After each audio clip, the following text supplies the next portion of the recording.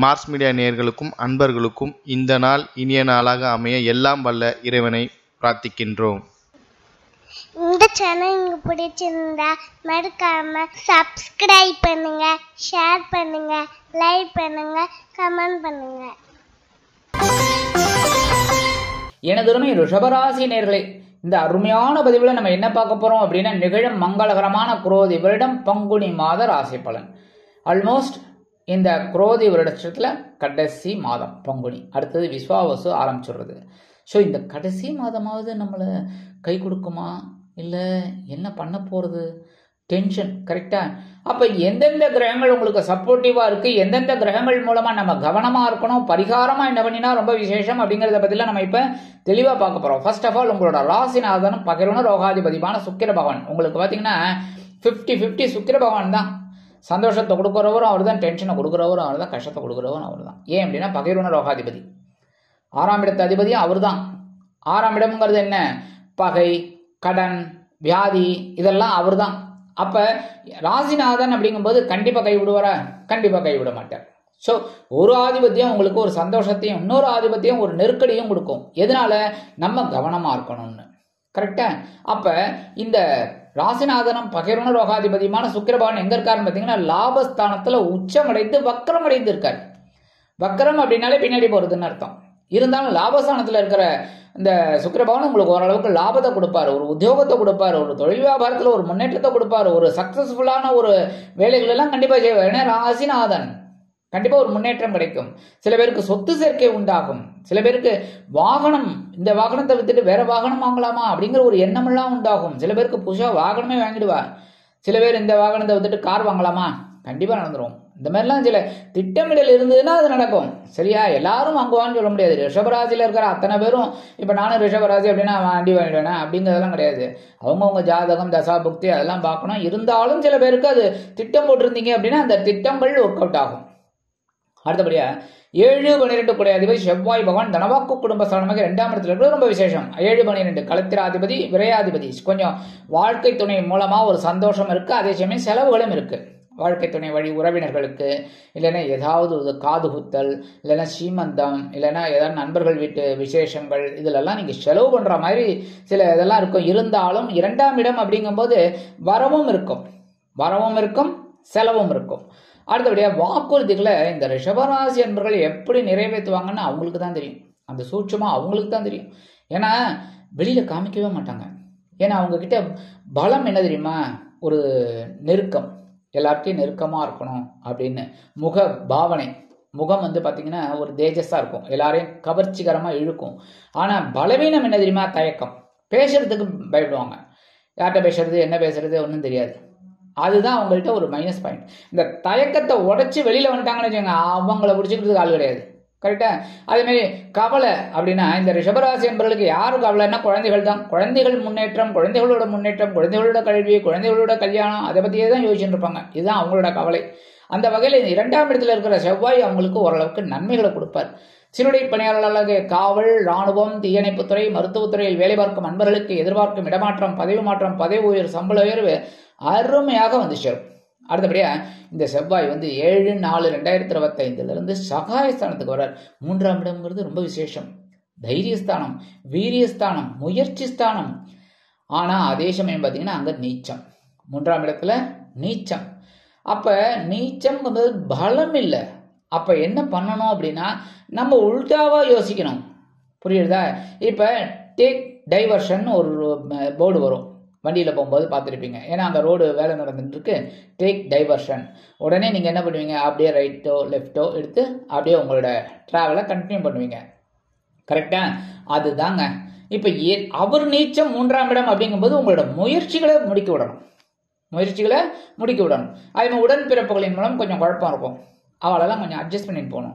உத்தியோகத்தில், தொழில் வியாபாரத்துலலாம் கொஞ்சம் பிரச்சனைகள் இருக்கிற மாதிரி இருக்கும். அதெல்லாம் நீங்கள் வந்து அப்படியே கொஞ்சம் கோவப்படாமல், ரிஷபராசிஎன்பர்கள் கோவப்பட மாட்டீங்க. கோவம் வந்தால் தான் பெரிய பிரச்சனை.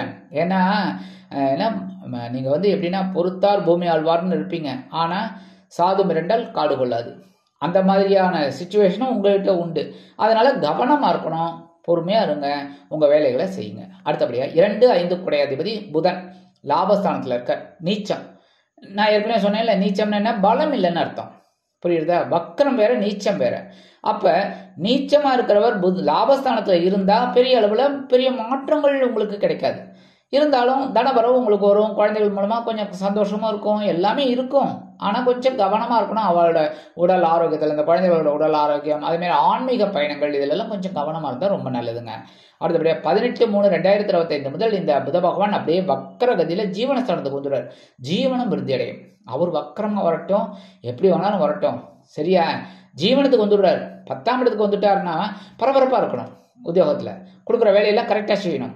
அதே மாதிரி தொழில் வியாபாரம் சிறப்பாக வரணும்னா எல்லாரையும் அட்ஜஸ்ட் பண்ணிட்டு அப்படியே என்ன பண்ணணும் ஏது பண்ணணும்னு போயிட்டே இருக்கணும். அப்பதான் ஜீவனம் விருத்தி அடையும்.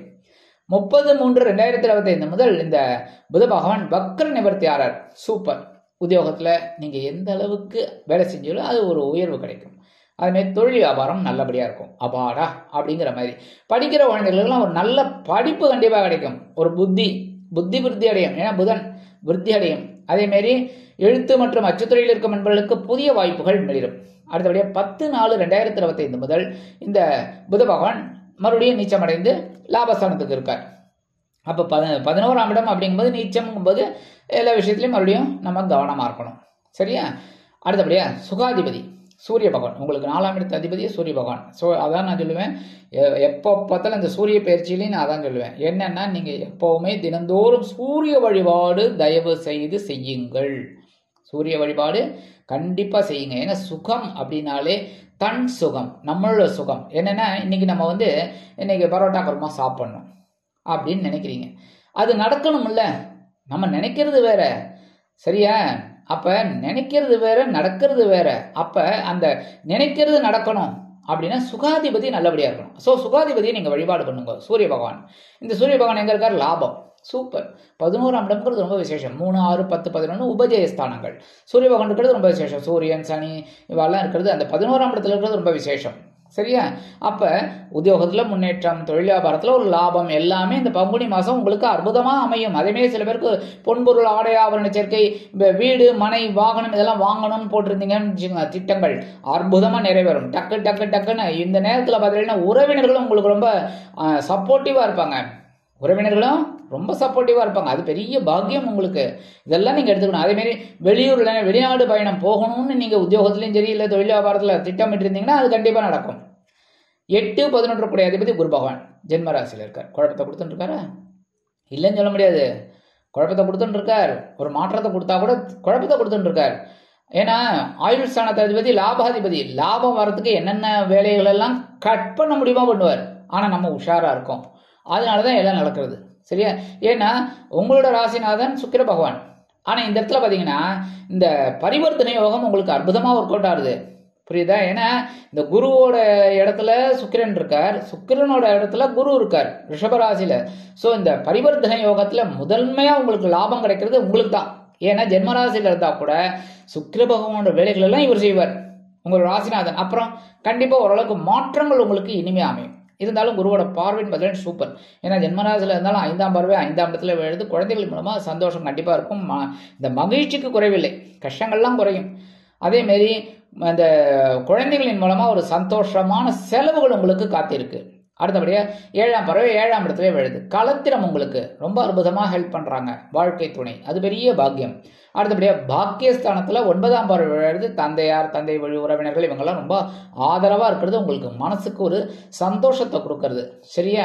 அடுத்தபடியா 9, 10 கூடிய அதிபதி சனீஸ்வர பகவான் ஜீவனஸ்தானத்துல இருக்கார். ஆக்சுவலா வாக்கிய பஞ்சாங்கப்படி இந்த சனி பயிற்சி கிடையாது, சரியா? வாக்கியத்தை பின்பற்றுறவங்களுக்கு சில பேருக்கு திருக்கணிதம் ஒர்க் அவுட் ஆகும், சில பேருக்கு வாக்கியம் ஒர்க் அவுட் ஆகும். அது நமக்கு என்ன ஒர்க் அவுட் ஆகுதுங்கிறத நம்ம பார்த்துக்கணும். இன்ஃபேக்ட் எனக்கு திருக்கணிதம் ஒர்க் அவுட் ஆகுது. ஸோ எனக்கு இப்போ ஓரளவுக்கு நல்லபடியான ஒரு இது கிடைக்கிறது. அப்போ நமக்கு அந்த திருக்கணிதம் கூட நீங்கள் எடுத்துக்கலாம், அது தப்பு கிடையாது. உங்களோட இதுதான் நீங்கள் பார்த்துக்கணும். இல்லை உங்களுக்கு சில சமயம் வாக்கிய பஞ்சாங்கப்படியே சரியாக வருது அப்படின்னா வாக்கிய பஞ்சாங்கம் எடுத்துக்கலாம். ஸோ வாக்கிய பஞ்சாங்கப்படி சனி பகவான் ஜீவனஸ்தானத்தில் இருக்கார் வருஷம் ஃபுல்லாக. ஸோ இது கிடையாது, சரியா? அதனால இந்த மாசம் ஃபுல்லா அவர் ஜீவனஸ்தானத்துல தான் இருக்கார், பயிற்சி கிடையாது. ஆனாலும் 29/3/2025 முதல் திருக்கணித பஞ்சாங்கப்படி லாபஸ்தானத்துக்கு வந்துடுறார். லாபஸ்தானத்துக்கு ராகுவோட சேர்றார் கொஞ்ச நாளைக்கு.